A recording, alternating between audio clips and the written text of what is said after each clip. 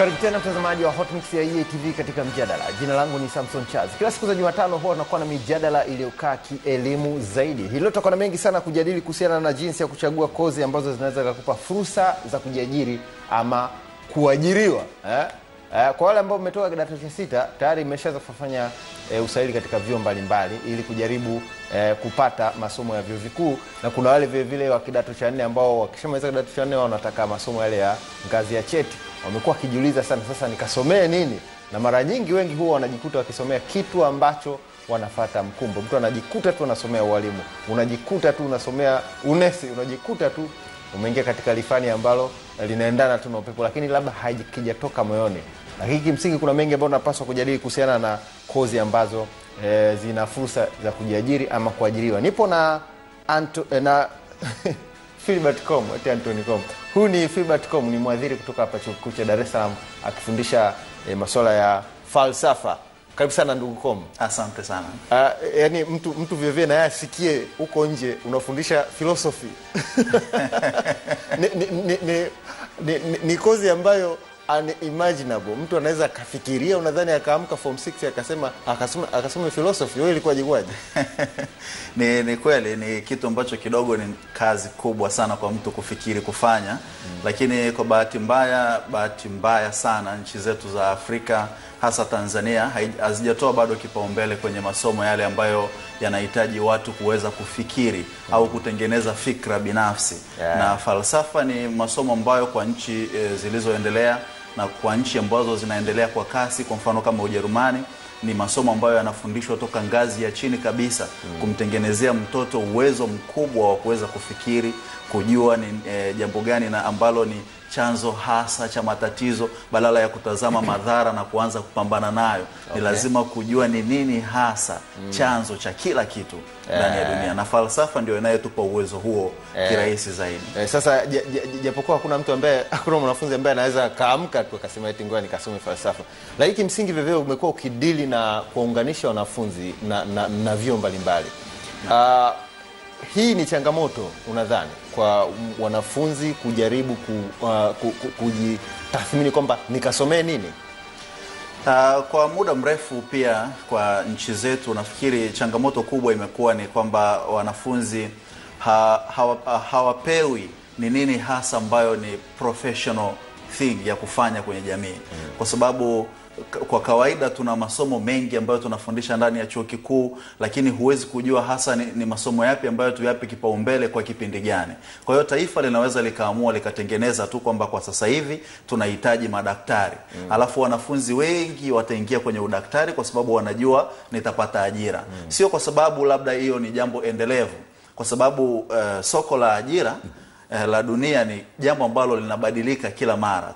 Linabadilika baada ya kipindi fulani. Kwa hiyo mwaka huu au miaka 5-10 tutakuwa na uhitaji wa walimu na madaktari, lakini kwa baada ya hiyo miaka 5-10 tutastabilize. Tutakuwa na madaktari wa kutosha na walimu wa kutosha. Alafu tutaanza kuwa na matatizo labda ya kuwa na wanasaikolojia ambayo sio kwa mfano field kama ya psychology sio kitu ambacho kimepewa kipaumbele bado kwa nchi zetu.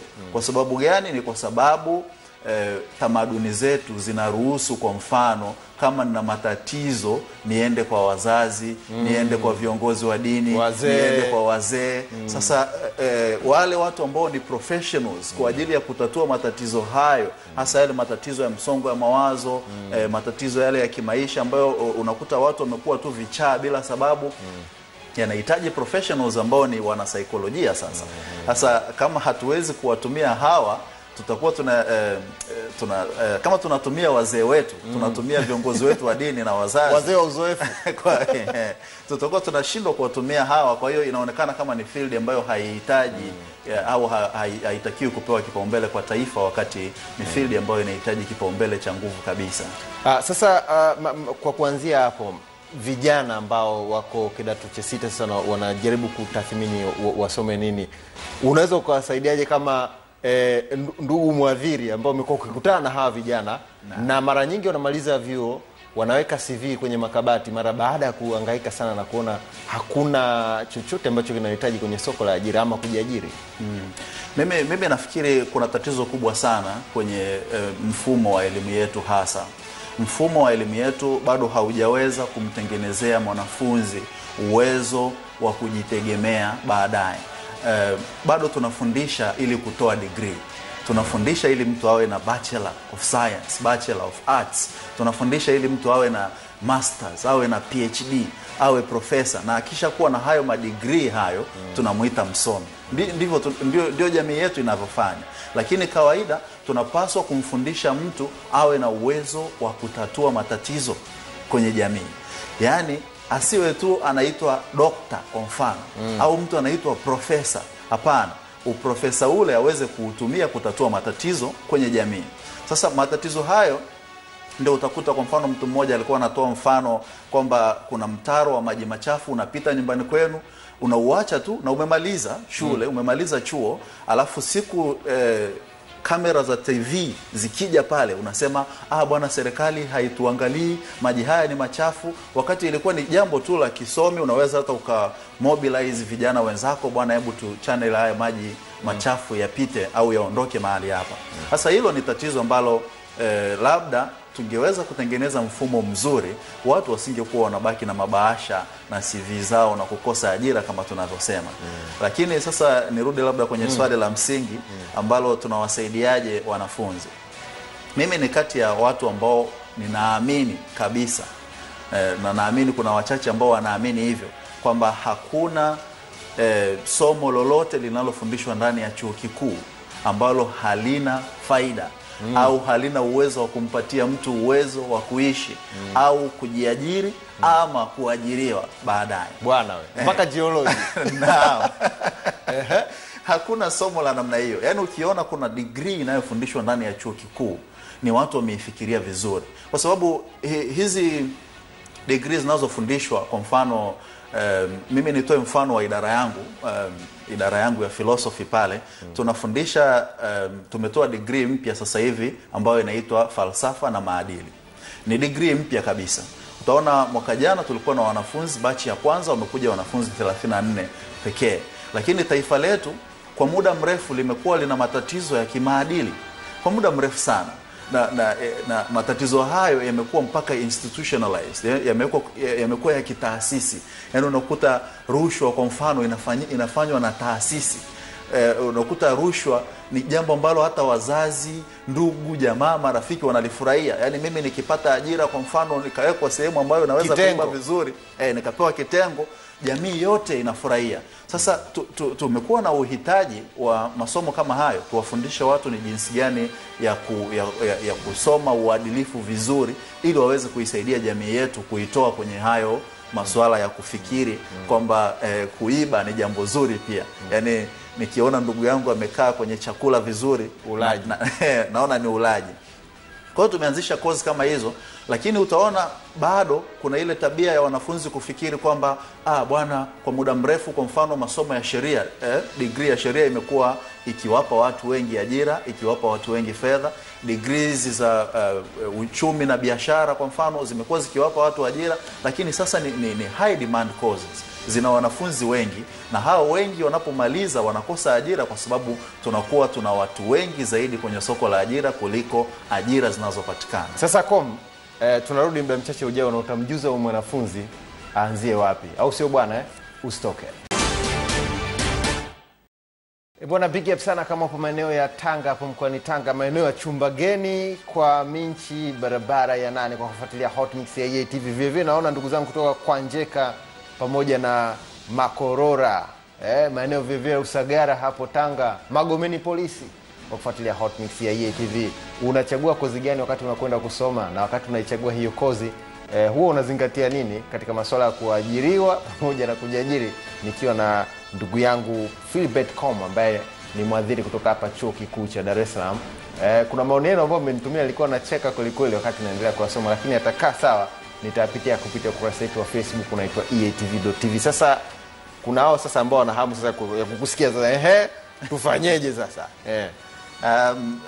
Mimi kwa kipindi kirefu nimekuwa nikitazama trend ya wanafunzi kujaribu kujisajili katika kozi zetu, hasa kipindi hiki ambacho Rais Magufuli pamoja na utawala wake wameamua kwamba watu wafanye usaili moja kwa moja vioni.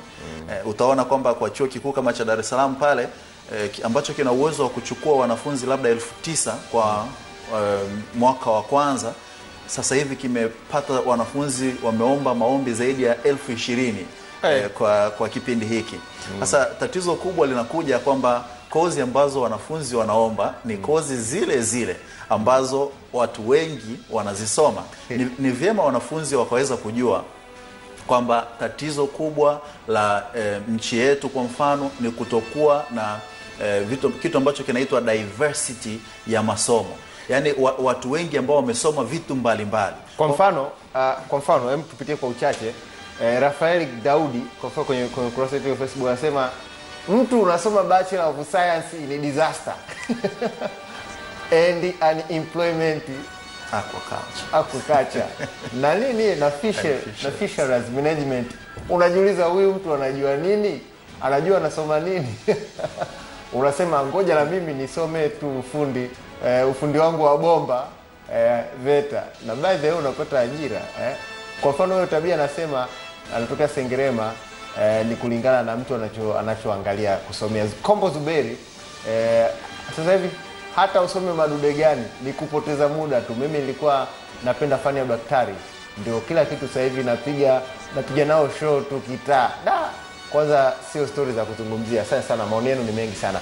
Kwa hiyo ukizungumzia hivyo kuna namna ambavyo wanafunzi watakiwa wawe makini kwenye kuchagua. Mimi nimekumbushia hapa kwamba kwa kipindi kirefu siasa za nchi yetu zilikuwa zinatoa mwongozo wa nini hasa mwanafunzi anapaswa kusoma. Kwa hiyo kwa kipindi kirefu, kwa mfano miaka ya uongozo wa Mheshimiwa Jakaya na Mheshimiwa Mkapa, ukitazama utaona kwamba wanafunzi waliokuwa wakimaliza kwa mfano degree ya ualimu wanaenda moja kwa moja kwenye ajira. Wanafunzi waliokuwa wanamaliza udaktari wanaenda moja kwa moja kwenye ajira. Sasa nikitolea mfano tu kwenye udaktari ambao naona kuna mmoja amegusia. Udaktari ni kitu ambacho ni profession na inahitaji practice. Huwezi ukakaa nje ya ile profession kwa miaka 3-4 alafu ukaja ukaweza kufanya vizuri kama yule mtu ambaye amemaliza tu chuo na akaingia kwenye ajira. Sasa kuna watu wengi ambao wamemaliza kozi za udaktari toka mwaka 2015 kwa mfano na hawajapata ajira. Kwa hiyo bado inaanza kuwatisha watu, sasa tuingie tena kwenye udaktari au tufanye nini? Kwa hiyo kwa sasa hivi imekuwa kama nchi yetu ina uhitaji mkubwa wa watu kuweza kuendeleza masomo yale hasa ya kivipaji, masomo yale ambayo mtu anaweza akajiajiri baadaye. Ndio maana utaona kwa mfano kwa chuo kikuu cha Dar es Salaam pale wanafunzi waliokuwa wanakuja kusoma degree ya kwanza ya kwa mfano fine and performing arts, masomo haya ya sanaa, kwa mfano muziki, filamu na masomo ya namna hiyo, walikuwa wanakuwa wanafunzi 4, 5, 9, lakini sasa hivi imeboom, inakwenda kwenye 90, 100 na kitu na kuendelea. Hiyo ina maana gani? Inamaanisha kwamba kuna watu labda wataanza sasa kuja kuingia kwenye soko letu la muziki, badala ya kufanya muziki tu kama kipaji, unafanya muziki kama kipaji ambacho kimewekewa pia elimu ya kutosha ili kiweze kuwa kipaji endelevu. Kisiwe kipaji ambacho mimi naweza nikatoa wimbo au filamu leo alafu kesho ikapotea kwenye soko. Sasa ni jinsi gani ya kufanya hivyo? Ni lazima uipe pia elimu ili iweze kupata sustainability. Sasa nadhani jambo kubwa ambalo wanafunzi wanapaswa kujifunza ni kuweza kuona mbali. Tusitazame hapa tu tukaona kwamba nimeona BOT wametangaza leo ajira 2 za watu waliomaliza uchumi. Nimeona TRA wametangaza ajira 2 kwa watu waliomaliza biashara. Sasa nikisoma biashara naweza nitakuja kupata shavu la TRA au la BOT. Hapana. Mimi nafikiri wanafunzi wapaswe kujifunza jinsi ya kuona mbali. Ninachokisoma hiki kitanisaidia nini kwa baadaye. Na ndio maana natazama zaidi yale masomo ambayo hakuna watu wengi walioyaingilia. Ukitazama kwa mfano wanasheria Tanzania sasa hivi ni wengi sana. Yani sasa hivi kwa mfano ukiwa ni mtu ambaye amemaliza degree ya sheria na hujaenda law school, you're nothing. Mtu ambaye amemaliza kwa mfano uhasibu na hajaenda kusoma CPA ni nothing tayari. Kwa hiyo kumaliza tu degree hizo sasa hivi imekuwa kama ni jambo la kila mtu kwenye jamii, imeanza kuonekana ni jambo la kawaida kabisa. Kwa hiyo wanafunzi wajifunze pia kuinvest kwenye hizi degree mpya ambazo zinakuja. Kuna mmoja ambaye umechekesha sana kuhusiana na Bachelor of Science in Disaster Management. Hizo ni vitu ambavyo vinahitajika sana kwenye jamii, na hasa anagusia aquaculture and fisheries. Sasa hivi tunahitaji kweli watu waweze kuinvest kwenye vyanzo vyetu vya maji, waweze kuinvest kwenye wale viumbe hai kwenye maji, kwa mfano kama samaki. Samaki sasa hivi ni vitu vya bei ghali kabisa, hasa kwa maisha ya Mtanzania ya sasa hivi. Nafikiri tukiweza kuinvest tutakuwa tunapata ajira nzuri zaidi, kwa sababu tunaweza kubeat up na ile market ambayo ile soko la ajira ambalo lipo kwa sasa hivi. Ushawahi kusikia degree ya pilipili? Mtu anasoma tu degree ya kupata pilipili shambani vizuri.